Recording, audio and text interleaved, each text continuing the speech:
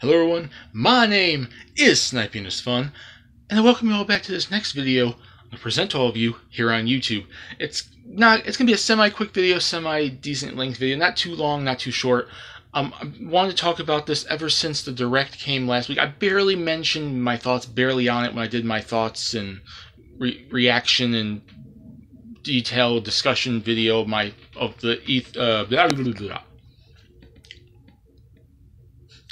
Hello everyone, my name is Sniping is Fun, and I welcome you all back to this next video and present all of you here on YouTube.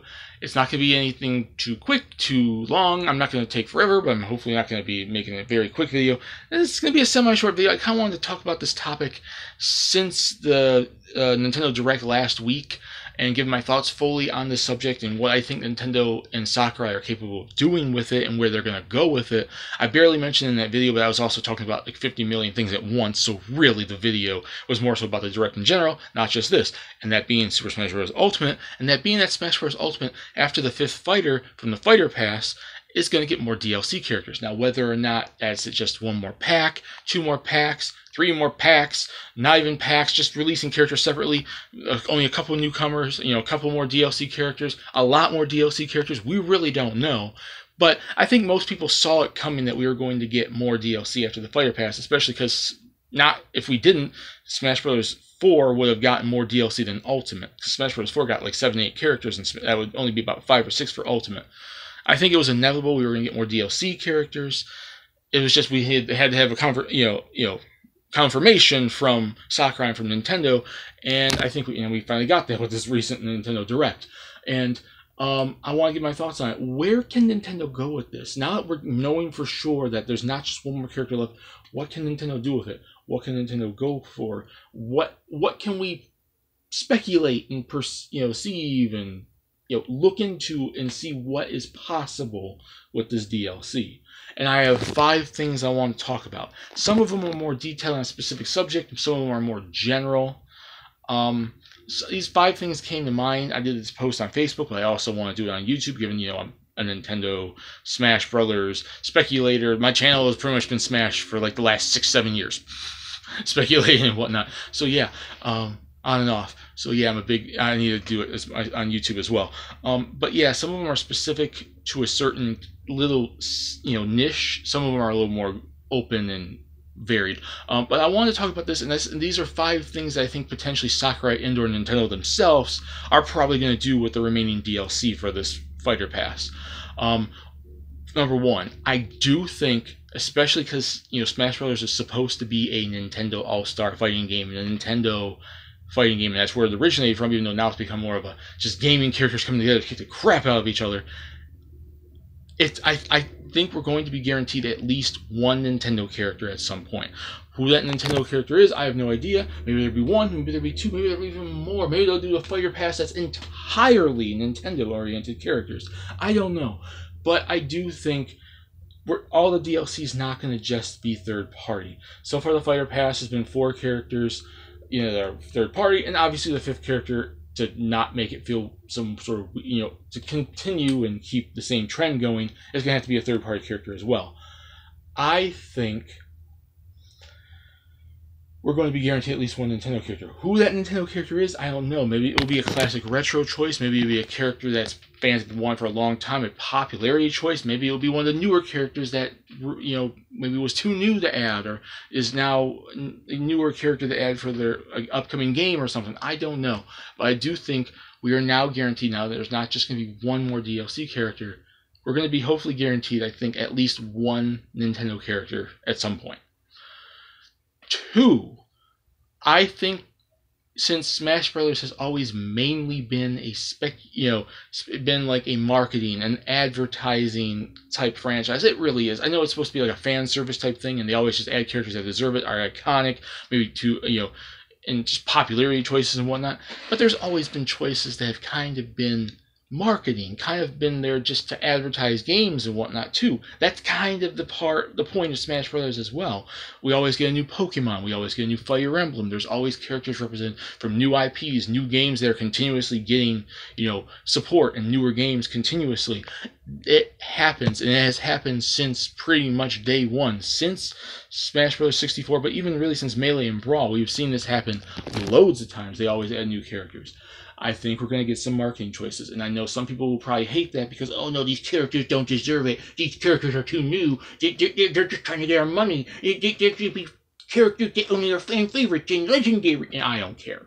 I think it's going to happen. It's always happened in Smash Brothers. It's going to happen, I think, in the DLC, and I think Nintendo, because most of the characters in the Fighter Pass now have been legendary, older school characters. And I've seen someone on even Facebook say maybe the next Fighter Pass would be a bunch of newer characters that are representative of newer games. I think it could happen. I think since Smash is a mix of fan favorite, all-star, just representing franchise characters, it's also a mix of advertising and, marketing and whatnot. And Smash has always been both, and we could probably see some more of that.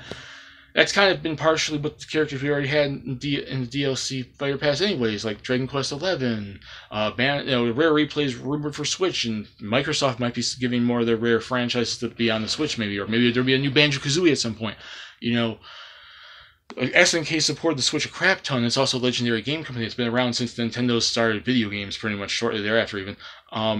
And obviously a bunch of Persona content on Switch and 3DS. Shin Megami Tensei 5 is coming to the Switch. It's already partially there with the DLC, so really there's no difference. A couple characters I think that might stand a chance because of such a thing. I think there's a chance we might get a Fire Emblem Three Houses character. I know a lot of people are going to hate that. Oh, we don't want no more Fire Emblem characters. There's too many as it already is. Fire Emblem deserves it. Fire Emblem Three Houses has sold a crap ton. There's a lot of original, unique, cool characters in said game. And after Echo Shadows of Valentia got screwed over for Chrom, I think a new Fire Emblem deserves it. And you got Eogar, you got Dimitri, you got Byleth, you got Claude, you got a bunch of unique characters to pick from. I think, and it just came out, they're still releasing DLC. I think there's a chance now that this would be one of the characters, a marketing choice, a Nintendo character for that matter, in the DLC. A Pokemon Sword and Shield character, whether or not that's the two legendary dogs, like, on the cover, one of the starter Pokemon's final evolutions, a Galar trainer, stuff like that. It's all possible.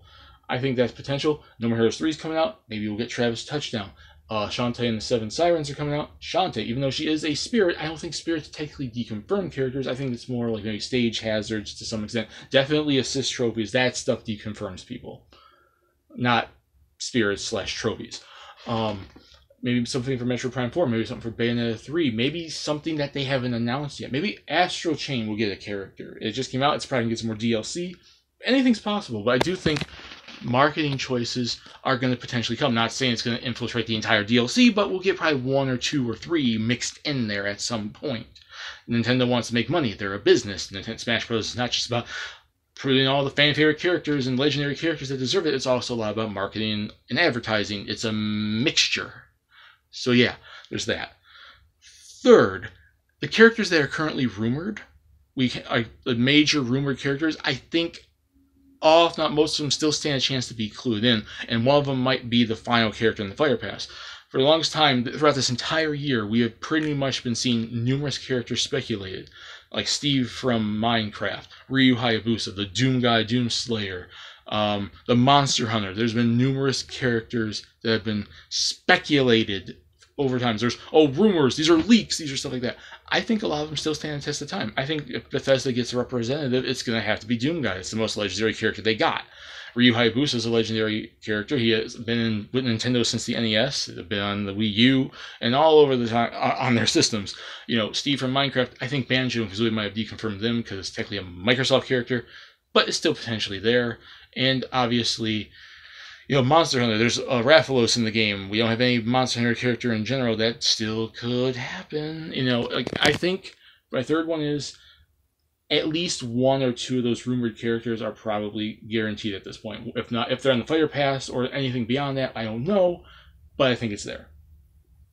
Fourth, I think any character, any franchise, any choice that could have been on the base roster but was too new at the time stands a chance now. Then the two that come to my mind the most are Xenoblade Chronicles 2 character and an ARMS character. Now, I don't think Springman's going to happen because obviously he's an assist trophy, but Ribbon Girl is a Mii costume. But maybe they'll announce a new game and then put an ARMS character in there as part of the DLC to advertise for it, which will go back to my second thing about marketing and advertising. Xenoblade Chronicles 2, Rex was too new. He became a Mii costume that you pre-ordered the game for and got. I think with Xenoblade Chronicles getting the Definitive Edition, eventually Xenoblade Chronicles X is going to come to the Switch, I'm sure, or an X2 at least, if not both of them.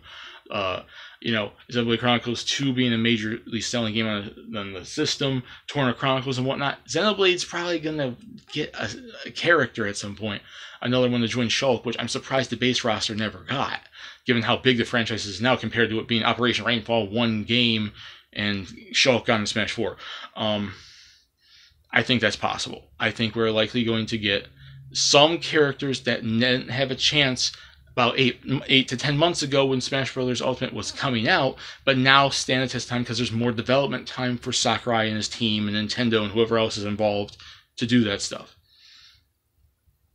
In 5, I think Nintendo's going to make Sakurai continue to do this for a while.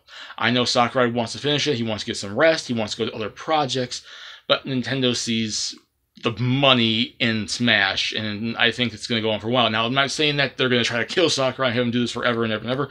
No, but I do think it might go on for a couple more years, and I think they're going to get some sort of other game companies to help them. I'm sure some of these developers have actually just partially kind of been impacting their DLC characters in general. Toby Fox made the freaking Megalovania song. I think other developers and other people are going to be doing the stages, doing the songs, doing the character models. I'm sure Nintendo's going to be looking for somehow in some way for Sakurai to get help.